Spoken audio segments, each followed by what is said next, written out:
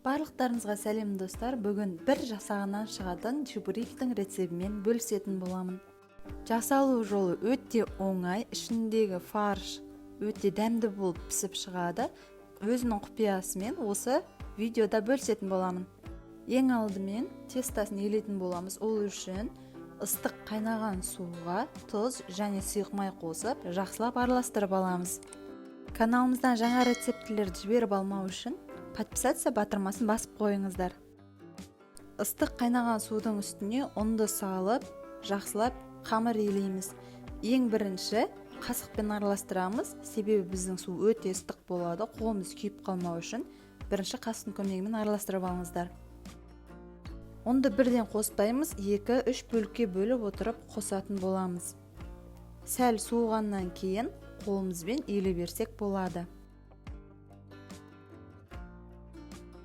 Бізде қаттырақ қылып еленген қамырымыз дайын болды. Осыны салфанға салып 30 минутқа үй температурасында қойып қоятын боламыз.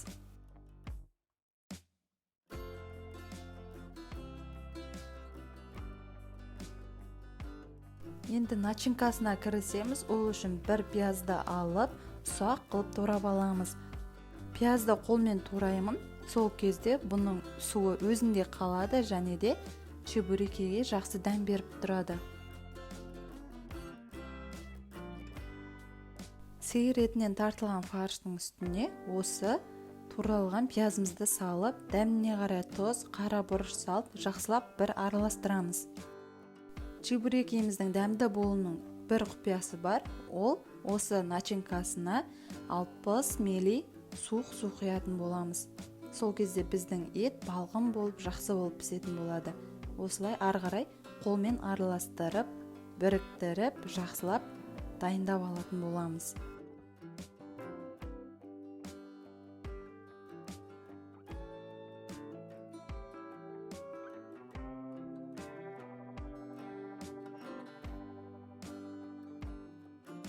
Мінеки видеода көріп тұрғандарыңыздай осындай жұмсақ бір келкі фаршымыз, начинкамыз дайын болып шықты. Енді тестасына кірісеміз. Тестаны теңдей 8 бөлікке бөліп, үлкен чебурекке жасадым. Егер де сіздер мини қылып жасағыларыңыз келсе, онда 16 бөлікке бөлсеңіздер болады. Егер де сіздер су мөлшерін көп қылып құйған болсаңыздар, онда одан көп чебурекке шығуы мүмкін.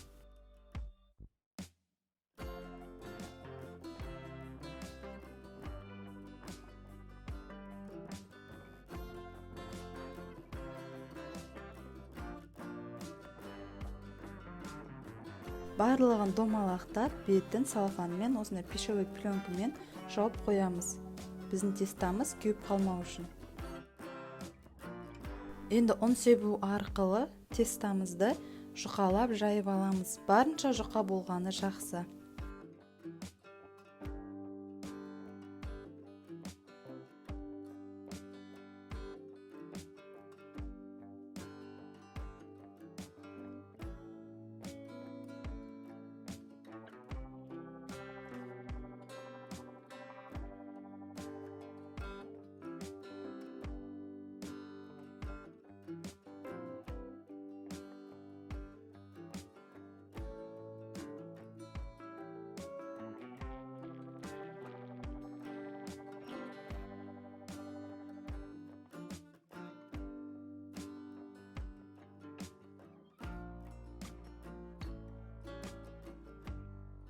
Мінеки жайып болдық. Енді бір жағына бір ас қасық начинкамызды салып, жұқа етіп жайып шығамыз.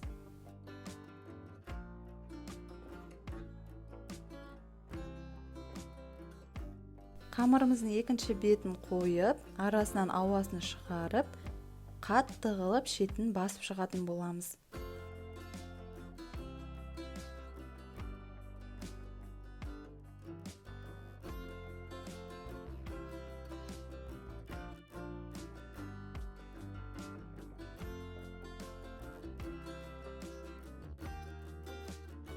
Шеті әдемі болып тұру үшін осылай шанышқымен басып шығамыз.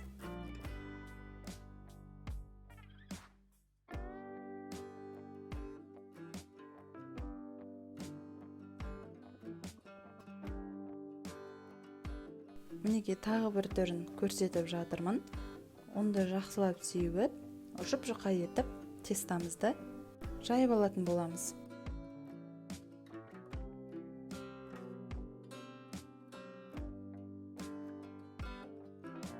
Салған начинкамыз бір жерде тұрып қалмауы керек. Бүкіл жерінен жұқалап, біркелкі қылып жағып шығыңыздар.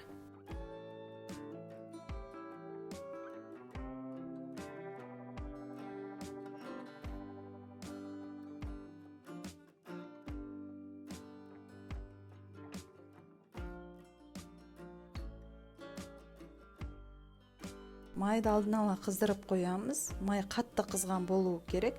Сол кезде біздің чебурекіміздің үстінен шариктер шығып, өте дәмді болып шығады. Қатты қызған майдың үстіне салуды ұмытпаңыздар.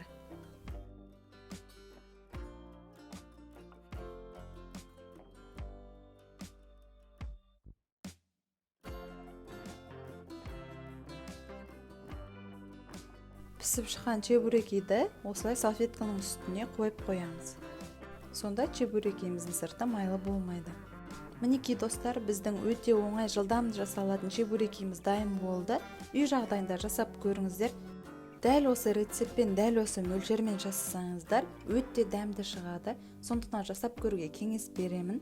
Сіздермен болған Альмира. Каналымызға тіркеліп, лайк басып, комментарий жазуды ұмытпаңыздар. Каналымызға қолдау көрсетіп, колокольчик батырмасын басып қойыңыздар. Жаңадан шыққан рецептілерді жіберіп алмау үшін.